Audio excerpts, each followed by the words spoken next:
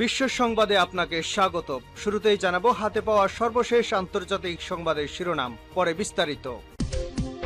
প্রথমে ইসরায়েল, ফিলিস্তিন ও ইরান যুদ্ধ চলছে, জানিয়ে দিব আমাদের হাতে থাকা সর্বশেষ গুরুত্বপূর্ণ আপডেট আন্তর্জাতিক সংবাদ। ইসরায়েলকে পুতিনের কঠোর হুঁশিয়ারি। জানিয়ে দিব যুদ্ধবিরতি প্রতিষ্ঠায় ইসরায়েলকে ছাড় দিতে নারাজ ফিলিস্তিন যোদ্ধারা। আরও জানিয়ে দেব রাফায় ইসরায়েলি অভিযান ঠেকাতে জরুরি পদক্ষেপ নেওয়ার আহ্বান কাতারের। এবং আরও জানিয়ে দেব আমস্টারডাম বিশ্ববিদ্যালয়ে ইসরায়েল বিরোধী বিক্ষোভে পুলিশের সঙ্গে সংঘর্ষ। এদিকে বাইডেনের অস্ত্রের চালান বন্ধের হুমকিতে ক্ষুব্ধ ইসরায়েল। এবং সর্বশেষ জানিয়ে দেব ইসরায়েলের জন্য যুক্তরাষ্ট্রের বোমার চালান স্থগিত করা কেন বড় হুঁশিয়ারি। শুনছিলেন সংবাদ শিরোনাম, এরপর বিস্তারিত। তার আগে অনুরোধ থাকবে, ভিডিওটি যদি ভালো লেগে থাকে ভিডিওটিতে একটি লাইক এবং কমেন্ট করে জানিয়ে দিন ভিডিওটি আপনি কোথা থেকে দেখছেন এবং শুনছেন। ইসরায়েলকে পুতিনের কঠোর হুঁশিয়ারি। ইসরায়েলকে কঠোর হুঁশিয়ারি দিয়েছেন রাশিয়ার প্রেসিডেন্ট ভ্লাদিমির পুতিন। এই খবর জানিয়েছে রাশিয়ার রাষ্ট্রীয় সংবাদ মাধ্যম রিয়া নাভেস্তে। প্রতিবেদনে বলা হয়, ফিলিস্তিনের স্বাধীনতাকামী সংগঠন হামাসের সঙ্গে যুদ্ধবিরতি আলোচনার মধ্যেই ইসরায়েলি বাহিনীর রাফা সীমান্ত ক্রসিং নিয়ন্ত্রণ করছে, সেই সঙ্গে শহরটিতে বিমান হামলা অব্যাহত রাখা হয়েছে। এতে দুঃখিত হয়েছেন পুতিন। প্রেসিডেন্ট পুতিন বলেন, রাফা শহরে ইসরায়েলকে কঠোরভাবে আন্তর্জাতিক মানবিক আইন মেনে চলতে হবে। ইসরায়েলি ট্যাঙ্ক বহর ফিলিস্তিনের সীমান্ত নগরী রাফাতে প্রবেশ করছে, যা খুবই উদ্বেগজনক। পুতিনের বার্তা গোটা বিশ্বের কাছে পৌঁছে দিতে রুশ পররাষ্ট্র মন্ত্রণালয়ের মুখপাত্র মারিয়া জাগারোভা এক সংবাদ সম্মেলন করেছেন। সেখানে তিনি বলেছেন, রাশিয়া এই অনুপ্রবেশকে আগ্রাসন 10 লাখের বেশি নাগরিকের এলাকার একটি অস্থিতিশীল কারণ হিসেবে দেখছে। তিনি বলেন, প্রেসিডেন্ট পুতিন ইসরায়েলকে আন্তর্জাতিক মানবিক আইনের বিভিন্ন ধারা কঠোরভাবে মেনে চলার আহ্বান জানিয়েছেন। পুতিন জোর দিয়ে বলেছেন, রাফা শহরে মানবিক পরিস্থিতি তৈরি হওয়ার মতো যে কোনো হুমকিকে আগ্রাসন হিসেবে বিবেচনা করে মস্কো। এদিকে গত কয়েকদিন ধরে মিশর ও কায়রোতে মধ্যস্থতার চলা যুদ্ধবিরতির প্রস্তাবে রাজি হয়েছে ফিলিস্তিনের স্বাধীনতাকামী সংগঠন হামাস, কিন্তু শর্ত পূরণ না হয় এই প্রস্তাব প্রত্যাখ্যান করেছে ইসরায়েল। একই সঙ্গে তারা রাফা অঞ্চলে অভিযান অব্যাহত রাখার ঘোষণা দিয়েছে। তারা বর্তমান রাফা শহরে 10 লাখের বেশি বস্ত্রযোদ্ধ ফিলিস্তিনি রয়েছে। এই বিপুল সংখ্যক মানুষের জীবন আরো হুমকির মুখে পড়ছে। যুদ্ধবিরতি প্রতিষ্ঠায় ইসরায়েলকে ছাড় দিতে নারাজ ফিলিস্তিন যোদ্ধারা।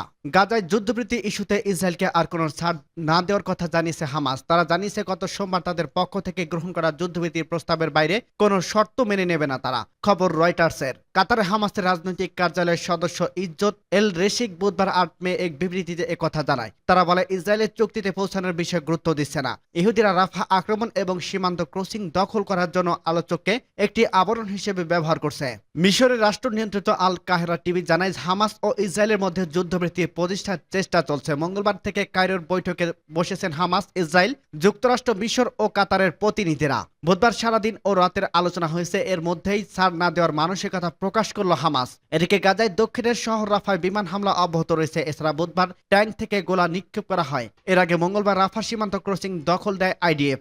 সেখানে বিপুল ইসরায়েলি সেনা অবস্থান করছে। যে কোনো সময় রাফায় বড় ধরনের স্থল অভিযান হতে পারে। এই পরিস্থিতিতে জরুরি ভিত্তিক যুদ্ধবিরতি কার্যকর করা প্রয়োজন বলে মনে করেন মধ্যস্থকারীরা।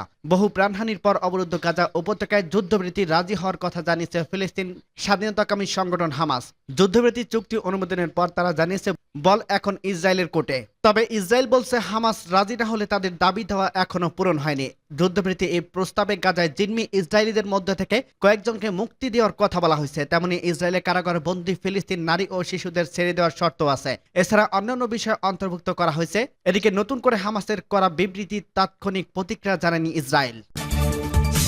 রাফায় ইসরায়েলি অভিযান ঠেকাতে জরুরি পদক্ষেপ নেওয়ার আহ্বান কাতারের। বুধবার গাজায় দক্ষিণাঞ্চল শহর রাফায় ক্রমবর্ধমান মানবিক সংকট সম্পর্কে উদ্বেগ প্রকাশ করেছে কাতার ও আফ্রিকার ইউনিয়ন। ইসরায়েলি অভিযান বিরুদ্ধে আন্তর্জাতিক চাপ বাড়ানোর জন্য নতুন করে আহ্বান জানিয়েছে তারা। কাতার হলো ইসরায়েল ও হামাসের মধ্যে যুদ্ধবিরতি চুক্তির মধ্যস্থকারীদের মধ্যে অন্যতম। বুধবার তারা সতর্ক করেছে, গাজা থেকে বেসামরিক নাগরিকদের উপর যে কোনো রকম জোর খাটানো বা তাদের বস্তুচ্যুত করা আন্তর্জাতিক আইনের গুরুতর লঙ্ঘন। এক বিবৃতিতে কাতারের পররাষ্ট্র মন্ত্রণালয় রাফায় ইসরায়েলি হামলার নিন্দা জানিয়ে হামলা স্থগিতের জন্য জরুরি ভিত্তিতে আন্তর্জাতিক পদক্ষেপ নেওয়ার আহ্বান জানিয়েছে তারা। আফ্রিকার ইউনিয়ন কমিশনের চেয়ারপারসন মুসা ফাকি মাহমাতো একই মত প্রকাশ করছেন। তিনি তার আহ্বানে একসাথে কাজ করার কথা বলছেন। তাছাড়া গাজায় মানবিক ত্রাণ সরবরাহের প্রবেশপথ হিসেবে এই অঞ্চলের গুরুত্বের কথা উল্লেখ করছেন। মঙ্গলবার রাফা সীমান্তে গাজা অংশটি দখল করে নিয়েছে ইসরায়েল। তাছাড়া এই নিকটবর্তী কেরম শালম ক্রসিং বন্ধ করে দেয়। মানবিক গ্রুপগুলোর সমালোচনার মুখে বুধবার কেরম শামেল পুনরায় খুলে দেওয়ার জন্য কথা জানায় ইসরায়েল। এদিকে রাফা ক্রসিং বন্ধ করে দেওয়াতে জ্বালানি সরবরাহ এবং ত্রাণ কর্মীদের গাজায় প্রবেশের দরজা বন্ধ হয়ে গেছে বলে জানিয়েছে জাতিসংঘের ত্রাণ প্রধান মার্টিন গ্রিফিথস। মঙ্গলবার জাতিসংঘের মহাসচিব অ্যান্তোনিও গুতেরেস সাংবাদিকদের বলেন, গাজা অঞ্চলে দুর্ভিক্ষ চলাকালীন রাফায় ওপর হামলা মানে কৌশলগত ভুল, রাজনৈতিক বিপর্যয় ও মানবিক দুঃস্বপ্ন। তিনি আরো বলেন, কয়েক সপ্তাহের তীব্র কূটনৈতিক তৎপরতা যদিও এই অঞ্চলের যুদ্ধবৃত্তি বা পরবর্তী মুক্তির বিষয়টি সমাধান করতে পারে না, তবে তা সত্যিই দুঃখজনক। বিশ্ব স্বাস্থ্য সংস্থা জানিয়েছে, গাজার অন্যান্য জায়গা থেকে রাফায় প্রায় 12 লাখ মানুষ আশ্রয় নিয়েছে এবং তাদের অর্ধেকেরই বেশি শিশু। ইসরায়েলি কর্মকর্তারা বলছে, 7 অক্টোবর দক্ষিণ ইসরায়েলে হামাসের হামলায় 1200 লোক নিহত এবং প্রায় 250 জন পণবন্দী হয়। যদিও নভেম্বরের শেষের দিকে এক সপ্তাহব্যাপী যুদ্ধবৃত্তি প্রায় 100 জন বন্দীকে মুক্তি দেওয়া হয়েছিল। গাজার স্বাস্থ্য মন্ত্রণালয়ের তথ্য মতে ইসরায়েলের পাল্টা হামলায় গাজায় 34,700 জনের বেশি ফিলিস্তিনি নাগরিক নিহত হয়েছে, যাদের 2/3 নারী ও শিশু। সূত্র ভয়েস অব আমেরিকা।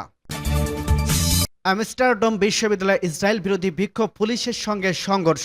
নেদারল্যান্ডসের আমস্টারডাম বিশ্ববিদ্যালয় বিক্ষোভকারীদের ব্যারিকেডগুলো সরিয়ে দিতে গেলে ডাচ দাঙ্গা পুলিশ বুধবার ফিলিস্তিনপন্থী বিক্ষোভকারীদের সাথে সংঘর্ষে জড়িয়ে পড়ে। সোমবার থেকে সেখানে এই উত্তেজনা শুরু হয়েছে। পুলিশ জানায়, তারা বিশ্ববিদ্যালয় এবং ডাচ রাজধানী কেন্দ্র একটি প্রধান সড়কে সহিংসতার জন্য 32 জনকে গ্রেপ্তার করছে। স্থায়ী টেলিভিশন ছবিতে দেখা গেছে, অফিসাররা আমস্টারডাম শহরের কেন্দ্র বিনেনগাস্তায় ইস্ট ভবনের সামনে একটি এলাকা থেকে ব্যারিকেড সরিয়ে নেওয়ার সময় দাঙ্গার পোশাক পরা কয়েক ডজন পুলিশ বিক্ষোভকারীদের একটি দলের সাথে হাতাহাতি করছে। পুলিশ বলছে, বিক্ষোভকারীরা রেকিন নামক স্থানীয় একটি প্রধান রাস্তা অবরোধ করায় সেখানে সহিংসতা ছড়িয়ে পড়ে। শিক্ষার্থীরা বলছে, তারা আমস্টারডাম বিশ্ববিদ্যালয়কে ইভিএম গাজা যুদ্ধের জন্য ইসরায়েলের সাথে সম্পর্ক ছিন্ন করার দাবি জানাচ্ছে এবং তারা মার্কিন ক্যাম্পাসে চলমান বিক্ষোভ অনুপ্রাণিত হয়েছে। মধ্যরাতের একটু আগে আমস্টারডাম পুলিশ এক্স বলছে, পরিস্থিতি শান্ত এবং বেশিরভাগ বিক্ষোভকারী এলাকা ছেড়ে গেছে। তারা আগে বলেছিল, আমস্টারডাম বিশ্ববিদ্যালয়ে শান্তি বিঘ্ন করা এবং সম্প্রতি ধ্বংস করার অভিযোগ আনার পরে বিশ্ববিদ্যালয় থেকে বিক্ষোভকারীকে সরিয়ে দিতে মেয়রের অনুমোদন পেয়েছে। স্থানীয় AP5 চ্যানেলের ছবিতে দেখা গেছে, পুলিশ বেশ অনেক বিক্ষোভকারীকে গ্রেপ্তার করেছে, যাদের সংখ্যা কয়েকশো ছিল। চিত্রগুলোতে দেখা গেছে, ব্যারিকেডগুলোকে একটি লেডার ট্রাক ঠেলে একটি খালে ফেলে দেওয়ার সময় পুলিশ ক্যাম্পাসে থাকা বিক্ষোভকারীদের একটি ছোট এবং সোচ্চার দলকে ঘিরে রেখেছে। বিক্ষোভকারীরা মুক্তি ফিলিস্তিনের লেখা প্লাকার্ড নাড়ে এবং পুলিশকে শ্যাম ইউ বলে চিৎকার করে। সোমবার বিশ্ববিদ্যালয়ে এই বিক্ষোভ শুরু হয় এবং সেখান থেকে কমপক্ষে 169 জনকে গ্রেপ্তার করা হয়েছে। আমস্টারডাম সিটি কাউন্সিলের শুক্রবার চলমান বিক্ষোভের সম্পর্কে একটি জরুরি বিতর্কের কথা রয়েছে। রিপোর্টে বলা হয়েছে, উটেস্ট ইউনিভার্সিটি ক্যাম্পাস সহ নেদারল্যান্ডসের অন্যত্র বিক্ষোভকারীরা জড়া হচ্ছে। সূত্র রয়টার্স। বাইডেনের অস্ত্র চালান বন্ধের হুমকিতে ক্ষুব্ধ ইসরায়েল।